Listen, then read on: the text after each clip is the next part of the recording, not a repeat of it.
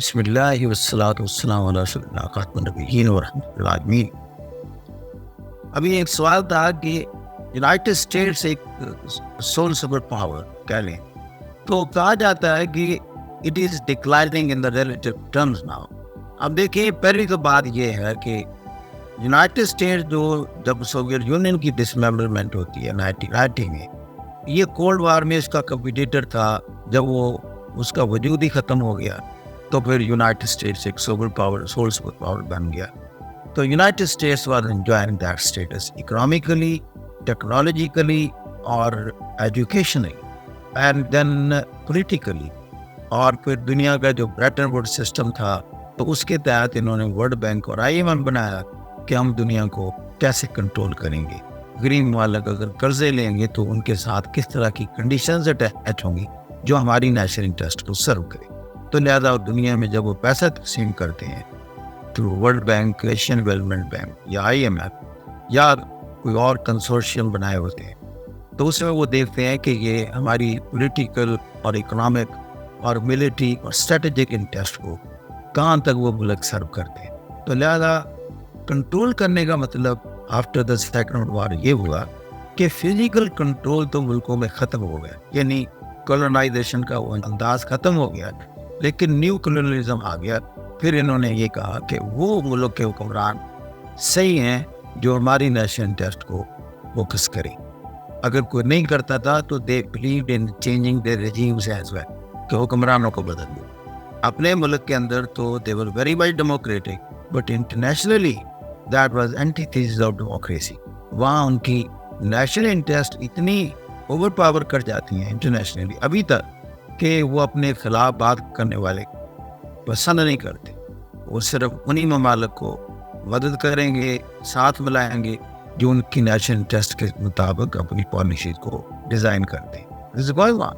اب ہوا یہ کہ وہاں اس کی میں ڈیٹیل میں نہیں جاتا کہ چائنا کیسے ایمرج ہونا شروع ہوا۔ یو نو دیٹ ڈنگ کی مارکیٹ ریفارم کے بعد، کیونکہ دنیا میں ابتدا ہوتی ہے طاقتور ہونے کی اپنی اکنامک سٹیبلٹی اور اسٹرینتھ کے ساتھ۔ تو چائنا کو موقع مل گیا ان کی مارکیٹ ریفارمز کے بعد کہ دنیا کی ساری انویسٹمنٹ کھینچ لی، اور وہ کرتے کرتے ایک بہت ریپڈلی فاسٹ موونگ اکانومی بن گئی۔ 2010 میں وہ خود دوسری بڑی اکانومی بن گیا، اور اب بھی اتنی اسپیڈلی آگے جا رہا ہے کہ پیپل بلیو کہ by 2035 China would be the number 1 economy and the USA will be number 2۔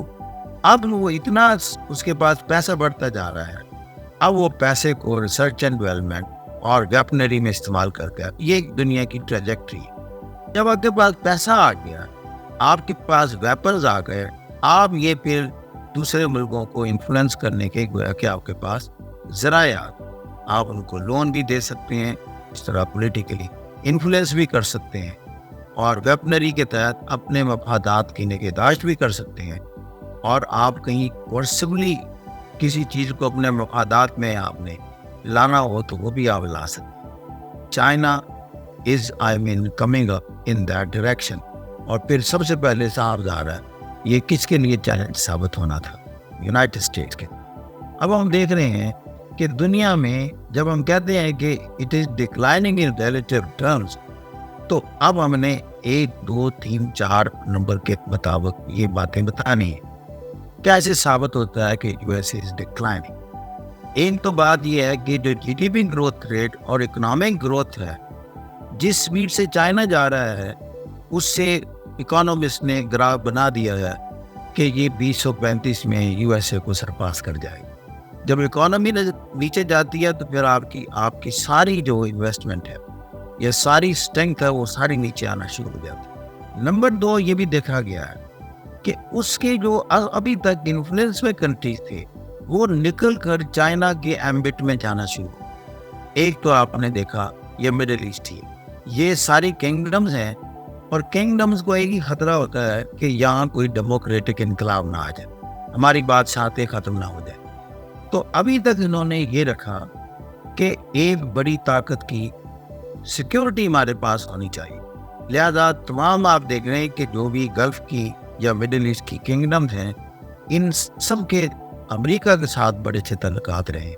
کیوں؟ امریکہ کو ایک قسم کا اپنا گارنٹر بنایا ہوا تھا سیکیورٹی کا کہ ہماری کنگڈمز کے خلاف اگر کوئی موومنٹ اٹھتی ہے, کوئی ڈیموکریٹک موومنٹ اٹھتی ہے, تو اس کو کیسے دبایا جا سکے. تو لہٰذا انہوں نے پیٹرو ڈالرز اسلحہ خریدنے میں لگائے اور امریکہ کو ایسوسیٹ کیا, اور پھر جی بنائی, گلف کوآپریشن کونسل.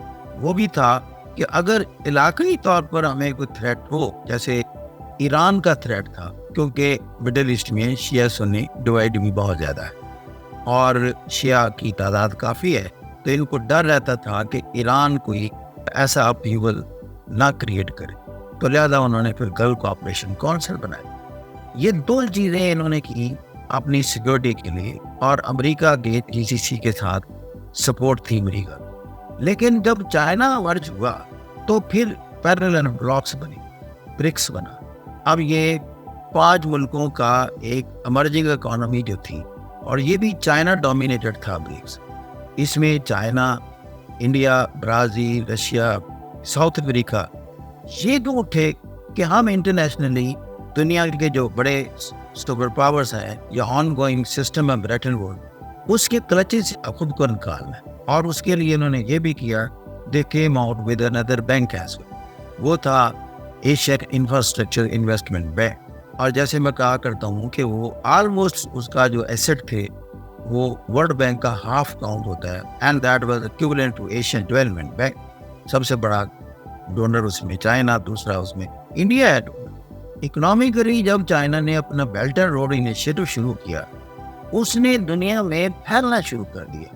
اب جو ملک امریکہ کے ساتھ لنکڈ تھے ماضی میں, وہ سارے کے سارے 1 by 1 چائنا سے ایسوسیٹ ہونا شروع ہو گئے اپنی انفراسٹرکچر اور انویسٹمنٹ گروتھ اور ڈیولپمنٹ کے حوالے سے.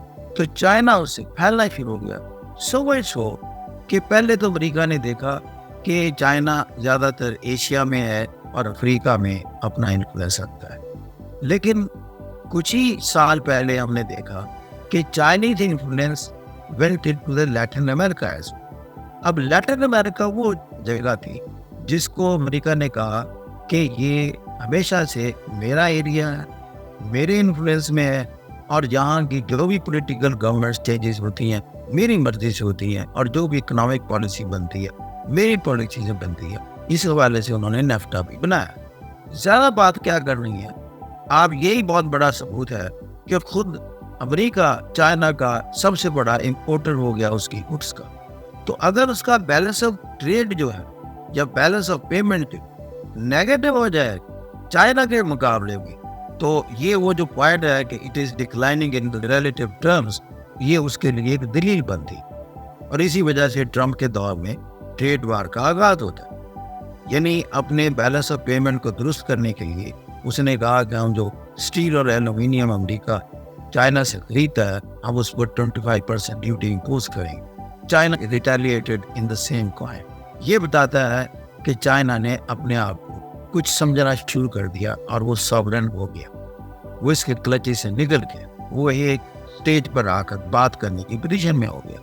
اس نے پھر اس کو مجبور کیا چائنا کنٹین کرو. It embarked upon the China containment policy.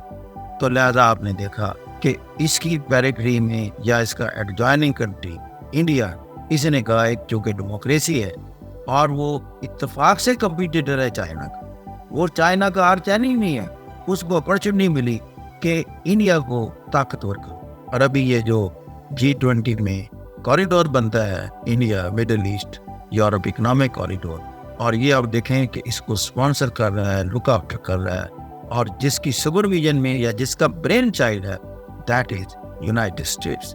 China کی دشمنی میں انڈیا کو اپرچونٹی دی جا رہی ہے کہ اس کے پروڈکٹس مڈل ایسٹ میں ہوتے ہوئے یورپ میں جائیں اور انکریج کیا جائے اس کی سیل کو اور انڈیا کے اندر انویسٹمنٹ. اس نے BRI کے مقابلے میں اس سے پہلے کوشش کی B3W لانے کی, یہ ٹیک آف ہی نہیں کر سکا. اب یہ اسی کو مختلف انداز سے وہی مقصد اچیو کرنے کے لیے یہ جو G20 کا ریسنٹ کوریڈور انٹروڈیوس ہوتا ہے یہ بھی اسی ایک شکل ہے. امریکہ اتنی بڑی طاقت ہے اکنامیکلی ٹیکنالوجیکلی کہ وہ بہت جلدی سبارڈینیٹ پوزیشن میں نہیں جائے, ایک انالیسس کے مطابق یہ 21 سینچری امریکہ کی سینچری اس حساب سے رہے گی کہ وہ دنیا کا ایک عام ترین انٹرنیشنل پلیئر ہوگا، لیکن اس کے ساتھ ساتھ چائنا بھی towards the end of the century اس کے اعتبار آ جائے گی۔ یہ اس کو کنٹین نہیں کر پائے، اس لیے کہ گراؤنڈ ریئلٹیز بتا رہی ہیں وہ دور ختم ہو گیا کہ جب آپ کوارسر مینز کے ذریعے کسی قوم کو سبڈیو یا انڈر سبجوگیشن رکھیں۔ دوسری بڑی مثال تھی کہ برکس کی ایکسپینشن، اور وہ بھی چونکہ چائنا ڈومینیٹڈ ہے، آلریڈی یہ 5 ملکوں کی تنظیم تھی، لیکن اس میں 6 اور ملکوں کا اضافہ ہو گیا ہے، جس میں Iran, you a E, Saudi Arabia, Ethiopia, Egypt اور ارجنٹینا شامل ہے۔ یوں بتا رہا ہے کہ چائنا وقت کے ساتھ ساتھ ایکسپینڈ ہوتا جا رہا ہے۔ برکس کے تحت بینک بنا ہوا ہے نیو ڈیولپمنٹ بینک، اس کی ورتھ بھی اتنی ہے جتنی ایشین انفراسٹرکچر انویسٹمنٹ بینک۔ تو یہ 2 بڑے بینک جو ہیں، یعنی امریکہ کے ایمبٹ سے یا بریٹن ووڈ کے باہر جو 2 بڑے بینک بنے ہیں، جو کہ ایک چیلنجنگ پوزیشن میں ہیں to the World Bank and IMF، وہ یہ 2 bank, New Development Bank and the Asian Infrastructure Investment bank.